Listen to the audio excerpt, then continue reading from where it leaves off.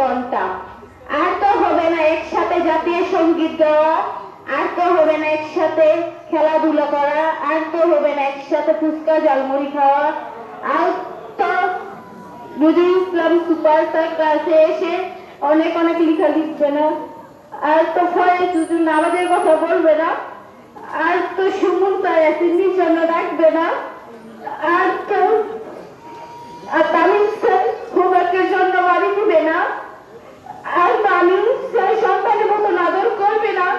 আর সুমন আপন স্যারের কথা কি বলবো, উনি যদি না থাকতো মনে হয় না এসএসসি পরীক্ষা দিতে পারতাম। আর এনএস স্যারের কথা কি বলবো, উনি তো আমাদের বন্ধুর মতো। আর সকিনা ম্যাডাম আমাদেরকে ইসলামের কথা বলবে না, আর তো রুনা ম্যাডাম ক্লাসে এসে হোমওয়ার্কের কথা বলবে না, আর তো নাসিমা ম্যাডাম ক্লাসে এসে তোতা পাখির মতন পড়া নিবে না।